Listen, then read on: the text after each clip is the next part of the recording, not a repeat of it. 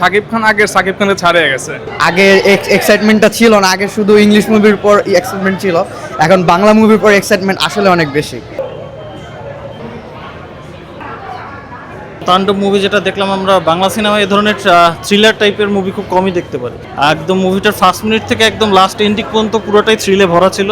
So বেশ ভালো, আমরা বেশ ভালো লেগেছে এবং আশা করি দর্শক বাকিরাও যারা দেখবে খুব এনজয় করবে।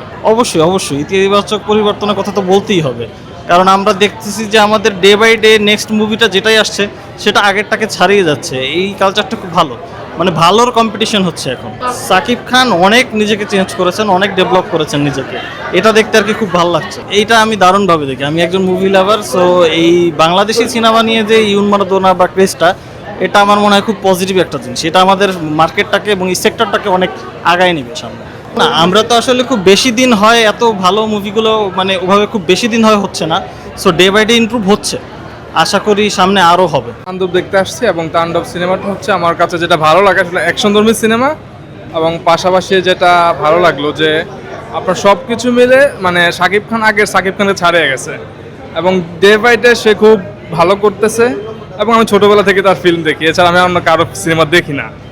আর আমার কাছে একটু যদি বলি সেটা বিরক্তির কারণ, সেটা হচ্ছে গিয়ে যে ক্যামিওটা ছিল নিশু ভাইয়ের, ওইটা আমার পছন্দ হয়নি।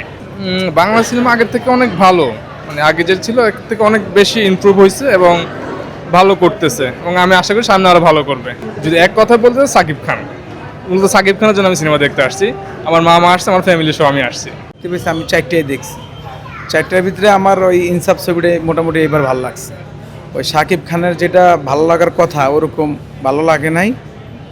ওই লাস্টের দিক দিয়ে ওই দুজনের রাখছে, ওইটা একটু চমক এইটাই। কিন্তু ওই ছবি যে ওরকম ওই গেছে ইয়ার মতো বরবাদের মতো, ওইটা দ্বারা কিছু যাইতে পারবো না। সাকিব খানের মুভি স্পেশালি অনেক ভালো লাগছে। তার মুভিটা আসলে অ্যাজ এক্সপেকটেশন যেরকম হওয়ার কথা, আর রায়হান রাফি থেকে পরিচালিত, এই জন্য আর কি দেখতে আসছি। জিনিসটা খুব ভালো লাগছে, এক্সাইটিং ছিল অনেক। এখন আসলে আগে যেরকম বাংলা সিনেমার কাহিনীগুলো ছিল, ওটা আমরা আগে থেকেই মানে যেরকম এক্সপেক্ট করতাম ওরকমই আসতো, বাট এখন ভিন্ন টাইপের। এখন আর কি এক্সপেকটেশনের বাইরে অনেক মুভি করতেছে, যেটা খুবই ইন্টারেস্টিং। সবচেয়ে এক্সাইটিং ছিল যখন মেন থ্রিলারটা আসছে, যে স্বাধীন আসলে সাকিব খান ছিল না, সে অন্য কেউ, মিখাইল নামে সে একজন ভিলেন ছিল, সন্ত্রাস ছিল। এইটা আর কি খুব ভালো লাগছে। আর লাস্ট অ্যাজ এ ফল সুড়ঙ্গ মুভি থেকে অ্যাড করছে তাকে, এই জন্য এইটা অনেক ভালো ছিল জিনিসটা। তার আসলে আমি মানে তার মেইন প্রত্যেকটা মুভিতে তার হেয়ার কাটটা অনেক জোস হচ্ছে, যেটা খুবই ভালো লাগতেছে। তার হেয়ার কাট এক এক মুভিতে এক এক রকম দেখাতেছে, এটা খুবই জোস লাগতেছে। আর তার অ্যাক্টিং আগে কীরকম ছিল সেইটার থেকে এখন অনেক ভালো অ্যাক্টিং লাগতেছে।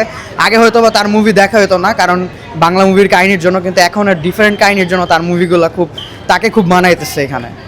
সিয়ামের আমি জঙ্গলি মুভিটা দেখার পর সিয়ামের জঙ্গলি মুভিতে একরকম অ্যাক্টিং, এখানে সে আরেক রকম অ্যাক্টিং, মানে দুইটাতেই ভিন্ন চরিত্র। মানে তার হাসি তাণ্ডব মুভিতে যে তার হাসিটা দেখানো হয়েছে, অসাম একটা হাসি, আসলে খুব ভালো এই জিনিসটা। আগে এক্সাইটমেন্টটা ছিল না, আগে শুধু ইংলিশ মুভির পর এক্সাইটমেন্ট ছিল, এখন বাংলা মুভির পর এক্সাইটমেন্ট আসলে অনেক বেশি।